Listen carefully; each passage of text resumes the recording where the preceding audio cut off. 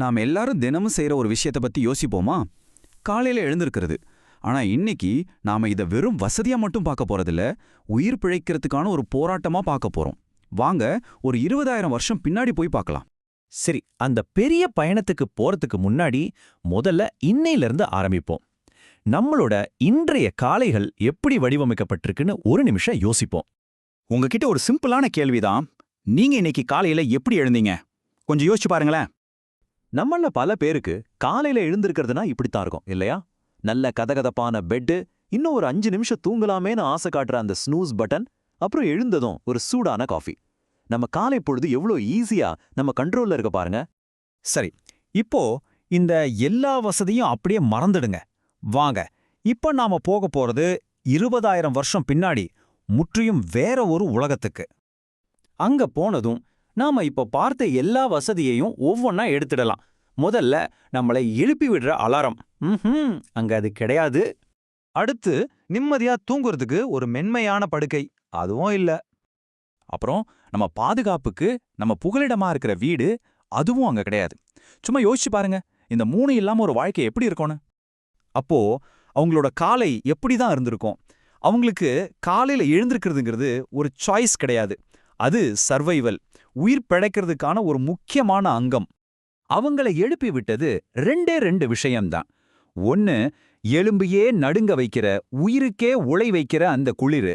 இல்லன்னா எந்த நிமிஷமும் தாக்க வரலான்னு பதுங்கி இருக்கிற கொடிய விலங்குகள். அவங்களோட வாழ்க்கையில நெருப்புங்கிறது வெறும் வெளிச்சம் இல்ல, அதுதான் அவங்களோட லைஃப் சப்போர்ட் சிஸ்டம். நெருப்பு அணைஞ்சு போச்சுன்னா 2 ஆப்ஷன் தான். ஒன்னு, குளிர்ல உறைஞ்சு சாகணும், இல்ல விலங்குகளுக்கு இரையாகணும். சோ அந்த நெருப்பு அணையாம பாத்துக்கிறது தான், அதுதான் அவங்களுக்கு இருந்த ஒரே ரியல் அலாரம். அதனால அவங்களோட காலை நேர ரொட்டீன் ரொம்பவே கடுமையானது. ஒரு சர்வைவல் செக்லிஸ்ட் மாதிரின்னு வச்சுக்கோங்களேன். முதல்ல அந்த கூட்டத்துல யார் ரொம்ப வலிமையா இருக்காங்களோ அவங்க தான் எழுந்திருப்பாங்க. எழுந்திருச்சதும் வேலை சுத்தி முத்தி ஏதாவது ஆபத்து இருக்கான்னு பார்க்கணும். அப்புறம் அந்த நெருப்பு அணையாம பாத்துக்கணும். அதுக்கப்புறம் தான் சாப்பாட்டுட்டு எங்கேயாவது வழி இருக்கான்னு தேட ஆரம்பிக்கணும். பாருங்க, எல்லாத்துக்கும் ஒரே ஒரு நோக்கம்தான், உயிர் பிழைக்கணும். இந்த சர்வைவல் மென்டாலிட்டி சின்ன வயசுல இருந்தே அவங்களுக்கு கத்துக் கொடுக்கப்பட்ட ஒரு பாடம். ரூல்ஸ் ரொம்ப சிம்பிள். சீக்கிரமா எழுந்தா சாப்பாடு, இல்லனா பட்டினி தான். சோம்பேறித்தனத்துக்கெல்லாம் அங்க இடமே கிடையாது. சரி, போதும் டைம் டிராவல். மறுபடியும் நம்ம காலத்துக்கு வருவோம். இப்போ இந்த ஆதிகால வாழ்க்கை நம்மளோட இன்றைய காலை பொழுதுகளை பத்தி என்னதான் சொல்ல வருது, வாங்க பார்க்கலாம். இந்த ஒப்பீடு எல்லாத்தையும் பட்டவர்த்தனமா காட்டுது பாருங்க. அன்னைக்கு எழுந்திருக்கிறது உயிர் பிழைக்கிறதுக்காக, இன்னைக்கு நம்ம வசதிக்காக. அன்னைக்கு சூழல் எப்படி இருக்குன்னே சொல்ல முடியாது, ரொம்ப ஆபத்தானது. ஆனா இன்னைக்கு எல்லாமே நம்ம கண்ட்ரோல்ல, ரொம்ப கம்ஃபர்டபுளா இருக்கு. அந்த உணர்வுகள்ல இருக்கிற வித்தியாசத்தை யோசிச்சு பாருங்க. அன்னைக்கு உயிர் பிழைக்கணுமேங்கிற ஒரு கட்டுக்கடங்காத அவசரம், ஆனா இன்னைக்கு ஒரு மாதிரியான தூக்க கலக்கமான மந்தநிலை. இதெல்லாமே நம்மள ஒரு முக்கியமான உண்மைக்கு கூட்டிட்டு வருது.